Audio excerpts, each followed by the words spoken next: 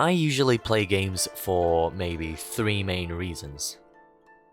Obviously, there are a lot of minor things that draw me to playing a game, but the main ones usually boil down to these 3. But the game we're talking about today being what it is, I can forego the middle one and we're left with the 2 main reasons why I play Genshin Impact. The story and giving my hands something to do when I'm not working. I actually want to talk about the former in this video, Genshin's storyline, or more specifically, Chapter 2 of the Archon quests, Omnipresence over Mortals Inazuma.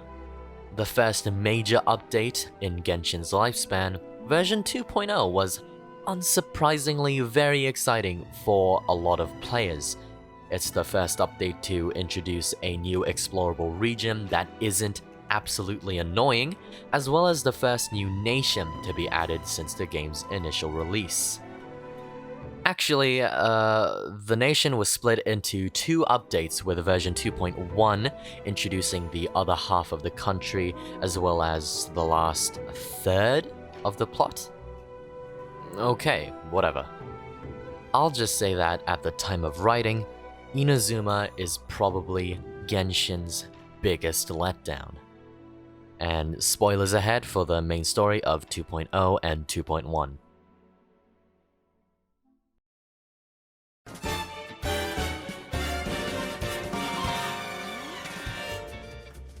Okay, first of all, let's get some praises out of the way before we get to what you came for.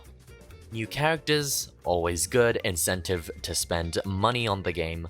Wonderful, sure, great. Good job, MiHoYo. You release characters that are essential to the plot when they're essential to the plot. This one is Lily Pichu. That's pretty cool. Kana Ueda in a Kansai dialect is not something that I thought I needed, but boy, is it absolutely fucking beautiful.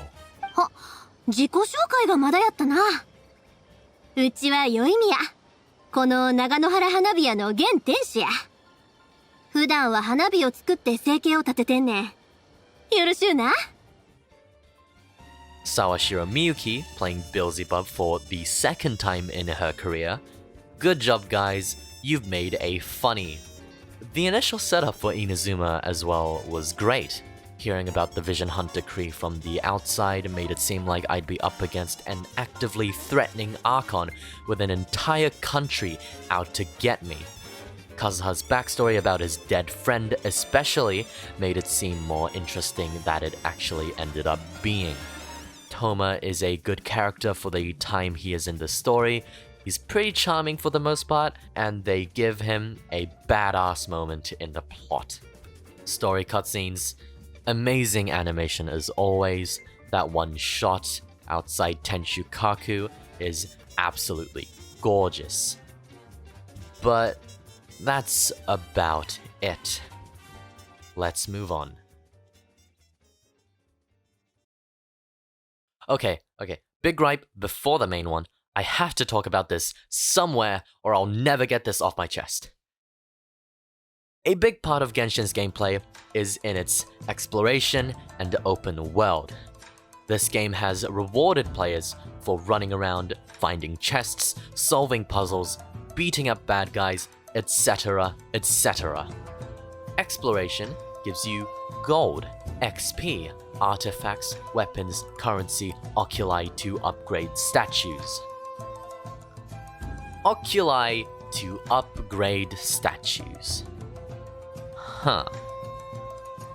So then, why are so many of these locked behind non-essential quests? Pretty much all oculi before were found through exploring the map. Why are these ones being kept behind press F on an NPC in the overworld? And not only that, some are locked behind a certain level Electrograna, meaning to collect these, the player has to spend time grinding the Sacred Sakura to level 17, which takes 25 Electro Sigils per level. It took me about an hour just to get 50. So grinding from scratch, from chests alone, it would take me maybe 8 hours of grinding a tree that I don't care about to get a couple of exploration collectibles. Alright, side gripe over. Let's get to my main problems with the narrative, starting with a certain Tengu.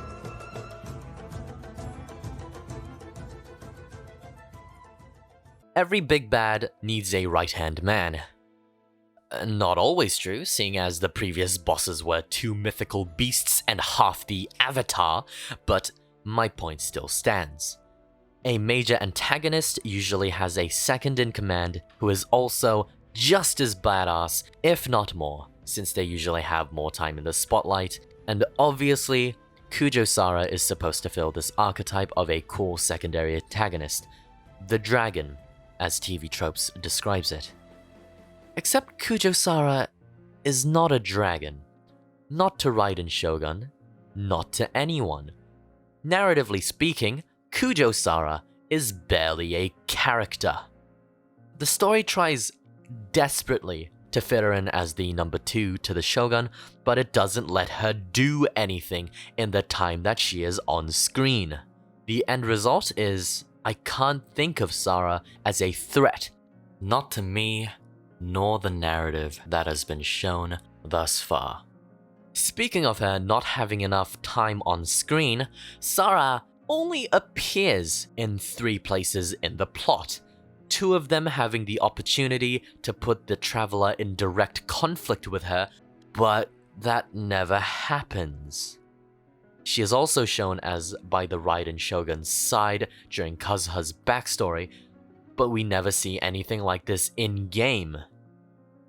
The first time the Shogun actually appears, Sara isn't present, even though she's implied to be her second in command. And if the intention wasn't that, the game seems insistent that it is. The scene with Raiden Shogun is akin to a public execution conducted by the nation's official ruler. Why isn't the most important member of the army present at such an event in case something goes wrong? Which it does. Is she battling rebels somewhere? If so, does the resistance at this point in the plot have enough manpower to merit a general of the army making an appearance in the first place? Why give us the implication that she is close to the Shogun if we are not shown evidence of this in-game? I can at least kind of forgive her introductory scene where she ends up letting the traveler escape so that a character can get urgent medical care. It's a character building moment for Sara. She follows a moral code that others in the scene didn't. I can kind of let that slide. Even though the reason that she speaks up against the torture of a character is because it is against military regulations, not because of a sense of empathy. Other than that single crumb of characterization, Sara barely does anything to uniquely further the plot. Could she have, though? Absolutely. Let's take a look at a dragon done a bit better. Specifically, True Assassin in Fate Stay Night's Heaven's Feel Route. Immediately after his introduction, he is able to single-handedly eliminate Caster and her master, along with Lancer later on in the story. His introduction shows the danger that he poses, his brutality. He exudes unpredictability, all within a single sequence. Assassin is also completely loyal to his master, Zoken, and actually converses with him, through which we learn more about them as characters in the process. But does Sara get a chance to do any of that? Well, no, not at all. In a fight of honor where both sides send their finest warriors into a duel, which person in this group do you think would qualify as the finest warrior?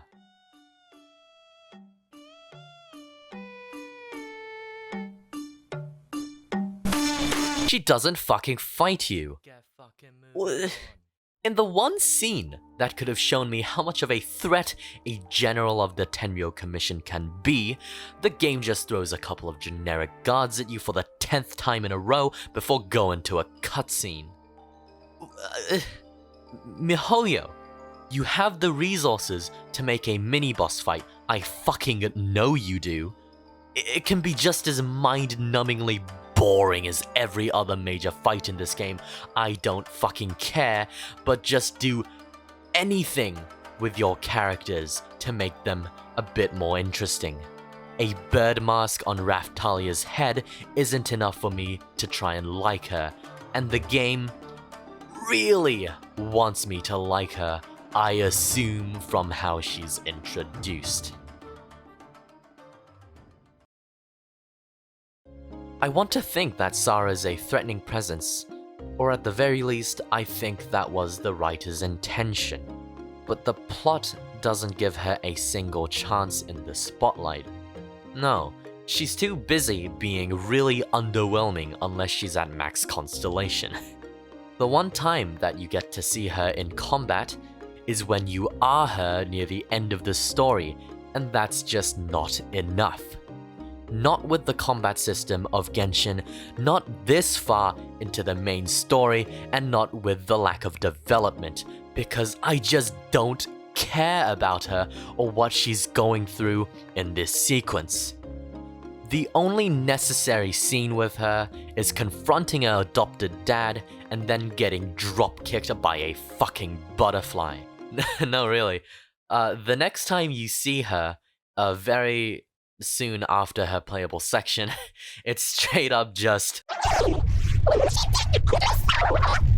The right to punish innocent humans for their crimes is mine alone.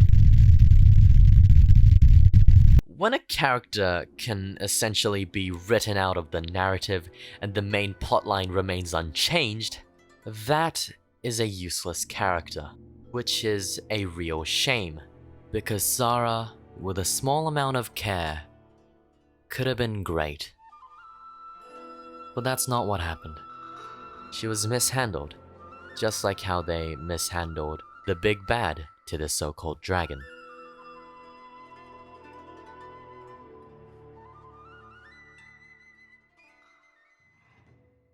The Electro Archon Raiden Shotgun is the main— wait, hold on. Fuck. The Electro Archon Raiden Shogun is the main antagonist of the Archon story in Inazuma. By definition, at least. The Raiden Shogun is supposed to be this threatening presence who will stop at nothing to achieve eternity. Anyone who she deems opposition will be slain without remorse. That is how fiercely devoted to her cause the Shogun is. Before she is properly introduced, the narrative is achieved through the stories that the traveler is told, and the frequent use of the sinister silhouettes trope within those stories.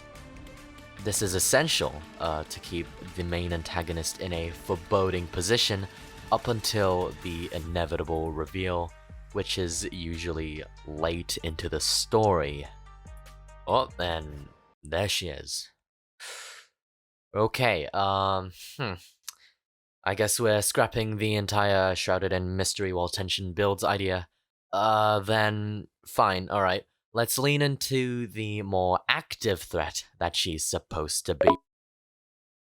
Fuck. Great, alright. The only 2 times that the Shogun is in the plot is when you have to fight her. That's even less on-screen time than Sara got, and with how little development that Sara got, I don't fancy the chances of the Shogun being any more than an unemotional obstacle that we have to beat. And I was kind of right. Raiden Shogun has barely any time to develop as a character of some sort, and when it does happen, it is 6 minutes of dialogue that comes after a final boss fight that is impossible to lose even if you try. Let's look at the Shogun's introductory scene. Here, she's about to confiscate the vision of Toma, a companion you've met at the beginning of the chapter. After a brief scuttle with the Traveler where she deems them an enemy of her eternity, you get to fight her for the first of 2 times. The sequence ends with an incapacitated Traveler almost getting publicly executed before Toma is able to save them and escape. So what does this tell us? Any exception to her eternity is considered an enemy and will be eliminated. The Shogun is an enemy that the Traveler alone cannot defeat. The Shogun is willing to waste the ceremony of the 100th confiscated vision for someone who I don't think is a major public or political influence. Great. The sequence tells nothing about the character other than what we already know, and the only thing it actually does tell us is that Toma is an absolute fucking Chad. And then there's the twist in the character of Raiden Shogun. The majority of the time you've seen her in the story, it's not her. The true Raiden Shogun, who goes by the name of A, is seen exclusively within the plane of Euthymia, that pocket dimension void thing. The Raiden Shogun who appears most prominently is just a puppet that follows pre-programmed instructions, meaning that even with her insultingly short screen time, a sizable portion of that time is null, because you are looking at a lightning rod holding a knife rather than an actual character. By the time the conflict is over and A abolishes the Vision Hunt decree, I am not witnessing the growth of a character who has had their view of the world changed in some way. The character has not exerted their original view in a way that is meaningful to their personality, nor do I have enough confidence that the change happened for a reason other than that they had no other choice to further the plot.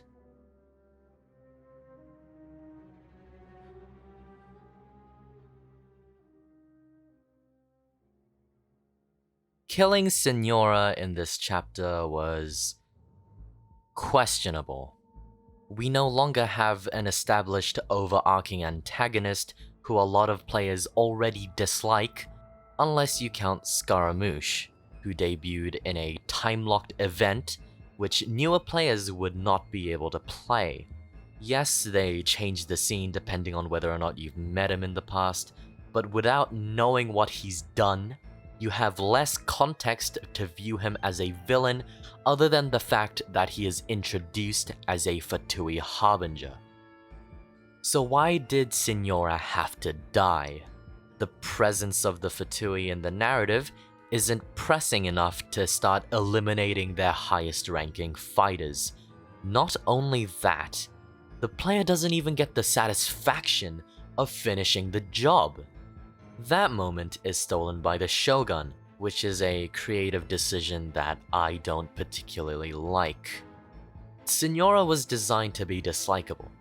The Traveler hates her for what she did to Venti, and adding to that was the frustration of not being able to act when Zhongli's Gnosis was given away. To complete the cycle and give closure to both the player and the Traveler, the kill should have been ours. The spotlight feels like it's stolen, and it's given to a character that hasn't been fully developed. She also just randomly screams at you not to call her a witch, which took me out of the fight as I sat there in silence, with the only sounds coming out of my character being an assortment of exasperated grunts. Signora's death here was narratively unjustified, with the moment of said death being used to prop up a character with very little development, who we ended up defeating anyway.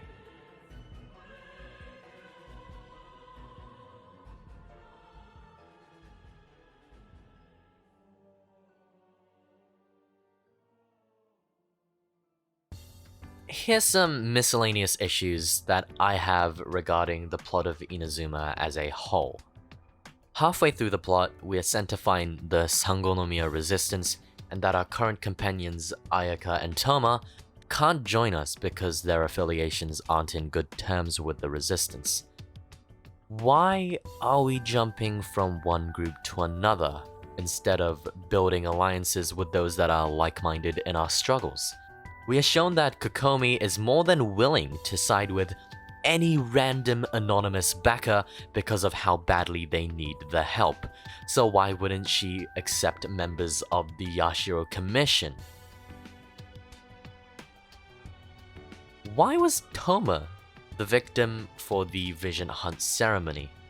Even if he wasn't a public figure, he is still the chief retainer to Ayaka, the daughter of the clan responsible for leading the Yashiro Commission.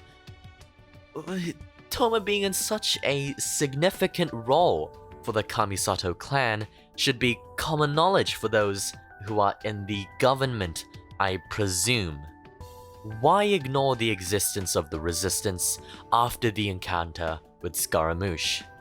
A full-out assault on Inazuma City would be enough to stave off most, if not all, the guards, just as well as Yoimiya's fireworks, if not better. With the Crux Fleet's manpower, wouldn't it be an easy feat? Why was Kokomi not present when Goro and Kazuha approached the Tenshukaku? Her dealings with the use of delusions in her army surely couldn't have taken so long to keep her from the final confrontation. And wouldn't her moving to the front lines insinuate that she would most likely move up with them if they did? If Tenshukaku isn't where the front lines have moved up to, then where are they? And why are they not assisting their other regiments in such a climactic point in this story? Oh yes, and also, imagine, you've been working for years to prepare a college application worthy of the Ivy League. You've gotten straight A's in all the hardest classes, completed hundreds of hours of community service, smoked those standardized tests, even made the varsity basketball team 3 years running. And then just as you're about to mail off your college application, your phone rings. It's the admissions office at Harvard. They say don't bother filling out the application at all. You've been accepted. Congratulations, you start this August. Now on one hand, you'd be happy. You're going to your dream school. But on the other hand, you might feel a little let down, right?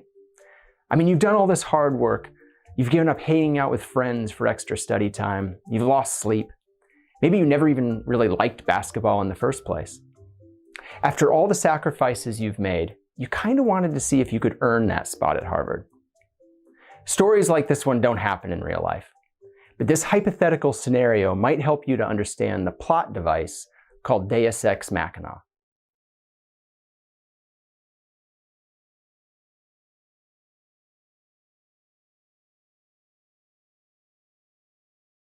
Genshin Impact is a grind. Everybody knows this, but not only is it a slog to get through gameplay-wise, it's also a slog mentally. For me at least. This game isn't one that needs much skill to play well, nor does it have a story that is intricate or well thought out enough for this chapter to have any meaningful consequences or characters within its plot. But that's not really why most people play this game in the first place, is it? There's a reason all playable characters have to be likable in one way or another, because why would anyone spend money for the chance of rolling a character they hate? A narrative doesn't matter if all you care about is your favorite character, whose characterization is all in one neat menu if you need that at all. But that might just be me. I've dropped dozens of really cool looking games because I just couldn't get invested into the story.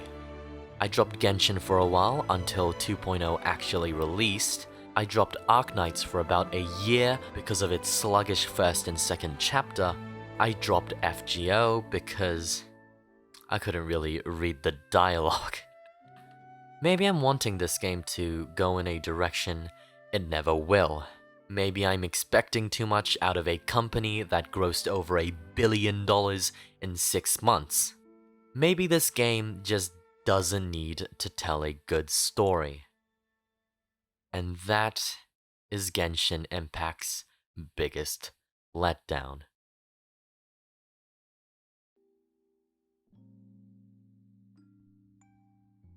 Thank you very much for watching this video all the way through. It's not something I do too regularly on this channel, but I had fun making it, and I hope you had fun watching it. I want to give thanks to my friend Aiko, as well as a couple of other buddies for helping me fact check and proofread the script. I would probably still be in the middle of writing it if it wasn't for their help. So yeah, that's all I really had to say. Check out my other stuff if you want. I'm gonna fuck off now.